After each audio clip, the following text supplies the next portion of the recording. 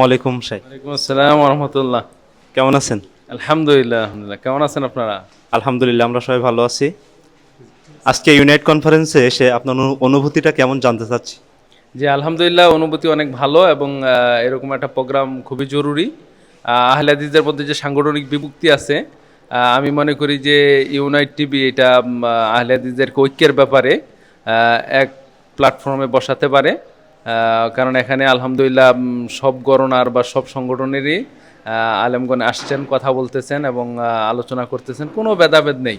আমরা যাতে সব ক্ষেত্রে দাওয়াতি কাজে সংগঠন ভিন্ন হলেও যাদের দাওয়াতি ময়দানে এক থাকতে পারে, আমি আশা করি ইউনাইট টিভি এই কাজটা করবেন বা করতে পারবেন বলে আমি আশা করি।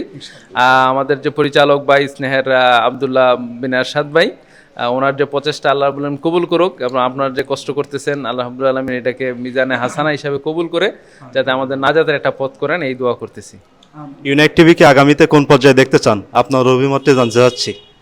আমরা চাচ্ছি যে ইউনাইট টিভি যেহেতু পিস টিভির আদলে এটা থেকে উৎসাহ পেয়ে অনুপ্রেরণা পেয়ে এরা মানে অগ্রযাত্রা শুরু হয়েছে।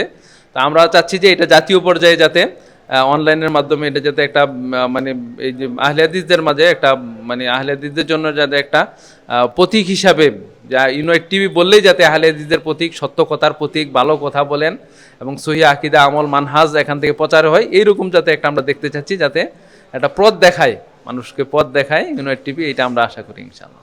সবসময় ইউনাইট টিভির সঙ্গে থাকবেন এবং সর্বদা আমাদেরকে সহযোগিতা করবেন এবং সদা পরামর্শ দিবেন ইনশাআল্লাহ। ইনশাআল্লাহ ইনশাআল্লাহ আমরা আসি, আল্লাহ রাব্বুল আলামিন কবুল করুক, আমাদের প্রচেষ্টাকে কবুল করুক, এই দোয়া করতেছি এবং এটাকে যাতে দীর্ঘ থেকে দীর্ঘ হয়, অনেক দূর প্রসারিত হয়, আমরা আল্লাহর কাছে এই দোয়া করতেছি। জাযাকাল্লাহ খাইরান। আসসালামু আলাইকুম। আল্লাহ হাফেজ।